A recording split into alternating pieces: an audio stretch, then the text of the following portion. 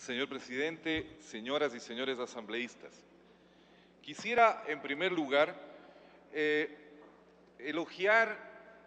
y sumarme a las felicitaciones a la Comisión de Justicia por el trabajo que han hecho destinado a paliar en alguna medida los problemas de seguridad que vive nuestra sociedad y sobre todo por el hecho de que hayan podido lograr aquellos consensos necesarios para darle más legitimidad todavía a estas reformas. O sea, el hecho de que precisamente se haya llegado a un acuerdo multipartidista indica precisamente que estamos en el camino de interpretar las grandes aspiraciones también de una gran mayoría de nuestra población. Quisiera, sin embargo, hacer algunos aportes, espero, a la redacción final que tenga este proyecto. Y voy a entrar en materia. En primer lugar, quisiera señalar que, a mi juicio, el segundo considerando adolece de una redacción que puede dar una imagen equivocada de lo que esta reforma está intentando hacer. Se dice, y me voy a remitir al texto del considerando, que a pesar de que el combate de la delincuencia es un tema complejo que supone la actuación eficiente y coordinada de varios actores, hay sectores de la sociedad que consideran que la solución se concentra en la legislación. Aparte de que la redacción parece trunca, daría la impresión que lo que el legislador está tratando de decir es que si bien el problema de la delincuencia es muy complejo y su solución pasa por otro lado, en atención a que la sociedad cree que determinadas reformas son precisas, habrá que hacerlas. No podemos legislar en función de las creencias que pueda tener el público o la opinión pública respecto a un tema.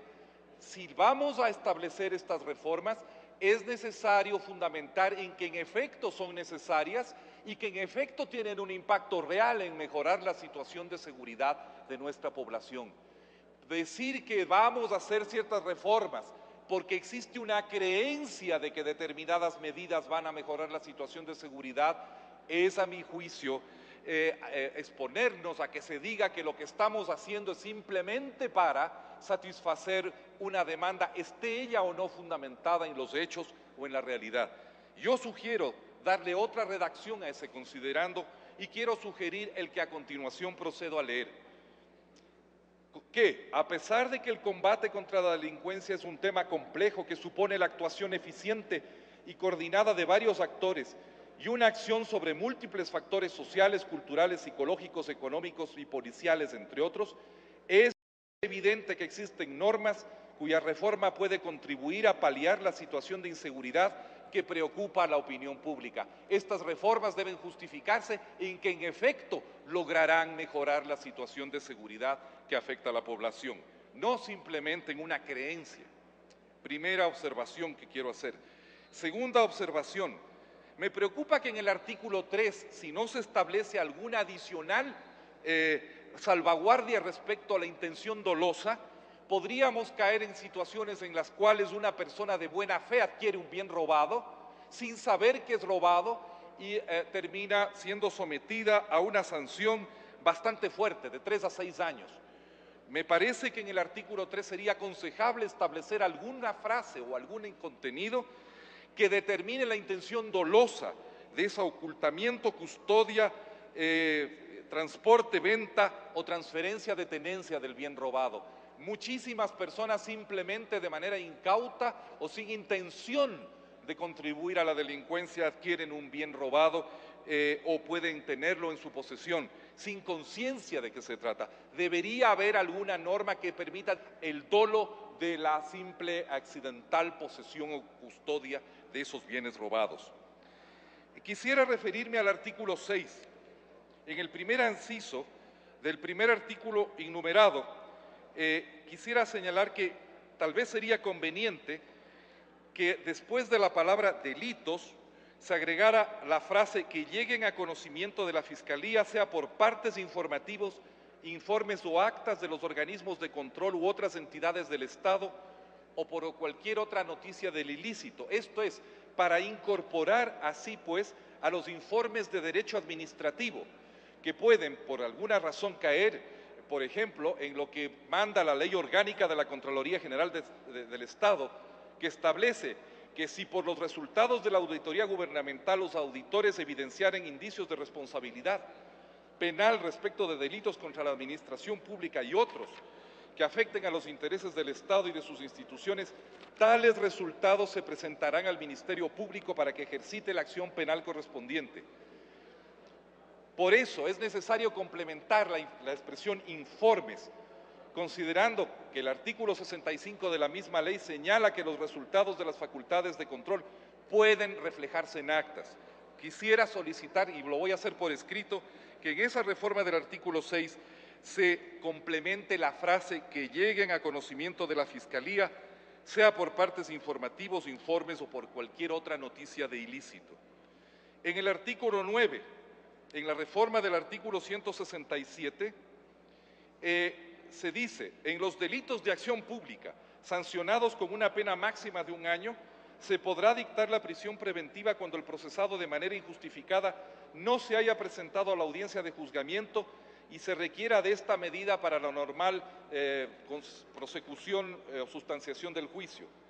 Quisiera decir que esta última frase es redundante, es innecesario. Siempre la presencia del acusado será condición necesaria para que se realice la normal sustanciación por parte del juez. Por lo tanto, parece innecesario esa calificación. Debería decirse simplemente que la justificación de la ausencia del procesado debe ser calificada por el juzgador conforme a la evidencia que la defensa adjunte. Finalmente, en el artículo 10, quisiera sugerir una redacción diferente que me parece que va con la intención de la comisión.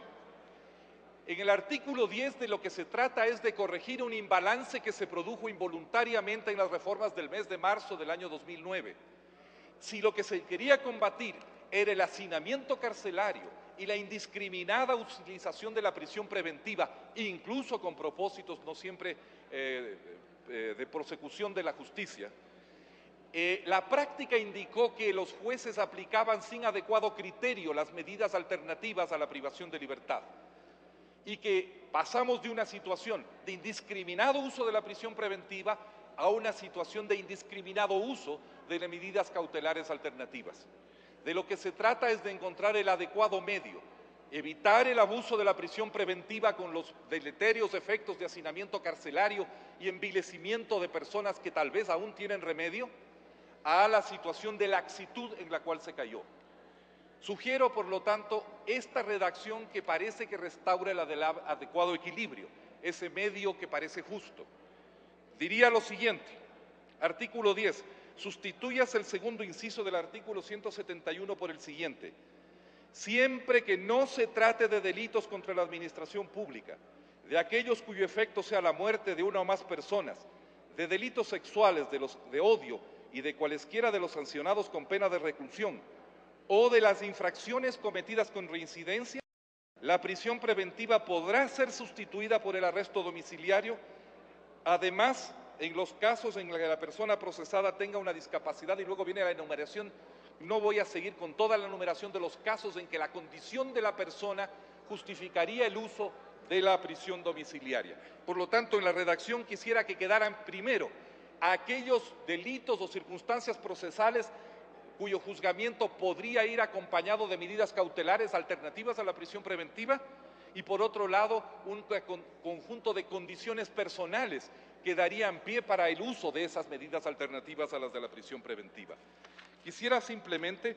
terminar esta intervención indicando que, por lo menos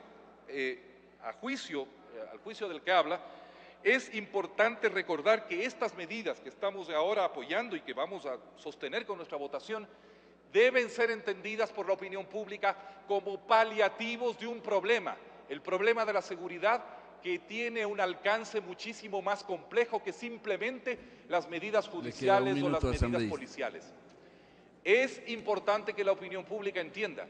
que la delincuencia y la violencia social surgen de una complejidad de factores entre los cuales ciertamente están el tipo de sociedad y el tipo de economía en el cual vivimos. Y además debe agregarse la creciente conciencia de que la impunidad resulta una amenaza para la efectiva disuasión de la conducta antisocial mucho mayor que la magnitud de penas que si no se aplican quedan en el ámbito de lo meramente teórico. La efectiva disuasión pasa y pasará siempre por la probabilidad de castigo y sanción más que por la magnitud de amenazas que muchas veces carecen de sustento. El combate a la impunidad es ciertamente la vanguardia de la lucha en contra de la inseguridad en los momentos presentes. Muchísimas gracias, señor presidente.